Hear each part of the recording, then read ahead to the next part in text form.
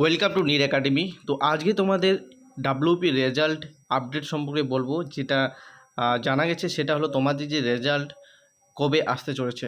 তো কলকাতার মহামিছিল তোমরা দেখতে পেয়েছো, সেখানে অনেক 5,000 6,000 প্রায় চাকরি প্রার্থী যারা ফাইনাল মিড লিস্টের জন্য ওয়েট করছে, তারা কিন্তু মোটামুটি প্রায় 5,000 প্লাস কিন্তু সেখানে এসেছিল। এবং এই বৃষ্টি দুর্যোগের হওয়া সত্ত্বেও প্রচুর পরিমাণে বৃষ্টি হচ্ছিল কলকাতায়, এবং তা সত্ত্বেও কিন্তু এই মহামিছিলটা কিন্তু চালানো হয়েছিল। তো তোমরা জানো যে তাহলে তোমাদের একটাই যেটা হচ্ছে তোমার দরকার, তোমরা যারা অপেক্ষা করছো সেটা হলো তোমাদের রেজাল্ট। তো ফাইনাল রেজাল্ট কবে বেরোচ্ছে? তো ইতিমধ্যেই তোমরা জানো যে তোমাদের ওবিসি 7% এবং 17% নিয়ে অনেক জটিল ছিল, সেটা একটু সমাধান এসেছে। তো ফাইনাল রেজাল্ট তোমাদের 7% হিসেবেই হচ্ছে। এবং তোমাদের যে এডিট উইন্ডো, তোমাদের কিন্তু যাদের ওবিসির যে 7%-এর মধ্যে পড়ছে না, তারা যে ইডাব্লিউএস তারা করতে পারবে, একটা এডিট উইন্ডো তোমরা আসছে। সেটা লাস্ট ডেট তোমাদের জানো যে 20 তারিখ আছে। সেটা লাস্ট কত তারিখে আছে? 20 তারিখ আছে। এই 20 তারিখের মধ্যে তোমাদের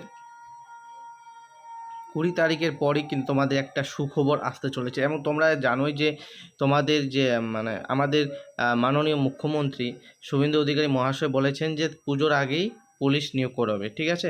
তো 20 তারিখের পরই এই মাসে এই মাসে লাস্ট উইকে তোমাদের, আমি বলে যাচ্ছি, লাস্ট উইকে তোমাদের রেজাল্ট বেরোবে, ঠিক আছে। কেন বলছি? কারণ আমি এটা নিজে থেকে বলছি না, মাননীয় মুখ্যমন্ত্রী বলেছেন, এটা বারবার বলেছেন, পুজোর আগে তাদের নিয়োগ করাবে। তার মানে তোমাদের, ঠিক আছে। এবং তোমাদের আরেকটা আমি বলছি, আরেকটা সোর্স থেকে, যেটা হলো একটা কর্মসংস্থান, আজকের কর্মসংস্থান, যেটা 22 তারিখ 22 না 21 তারিখে একটা কর্মসংস্থান হবে, যেটা বেরোবে। সেখানেও কিন্তু বলা হয়েছে যে তোমাদের নিয়োগ পুজোর আগে হবে। তো প্রমাণটা আমি তোমাদেরকে দেখিয়ে দিই, ওয়েট। তো এখানে দেখতে পাচ্ছ যে পুলিশে 30,000 কনস্টেবল ও সাব ইন্সপেক্টর, ঠিক আছে।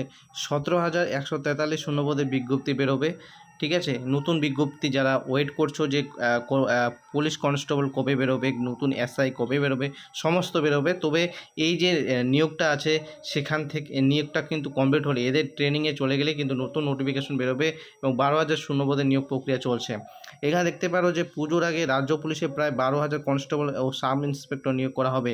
পশ্চিমবঙ্গে পুলিশ রিক্রুটমেন্ট বোর্ডের চেয়ারম্যান নীরাজ কুমার সিং জানান যে রাজ্য পুলিশে 2024 সালের কনস্টেবল পদে চূড়ান্ত ফল বেরোলেই পুজোর আগে তাদের কী হবে? নিয়োগ হবে। এছাড়া পুলিশ সাব ইন্সপেক্টরের পদে নিয়োগ প্রক্রিয়া আটকে আছে, সেগুলো দ্রুত নিয়োগ করা হবে। প্রায় 12,000 শূন্য পদে পুজোর আগেই পূরণ হচ্ছে। চেয়ারম্যান জানান স্বচ্ছতার সঙ্গে নিয়োগের কাজ হবে এবং আধুনিক প্রযুক্তি নির্ভর ব্যবস্থা রাখা হয়েছে।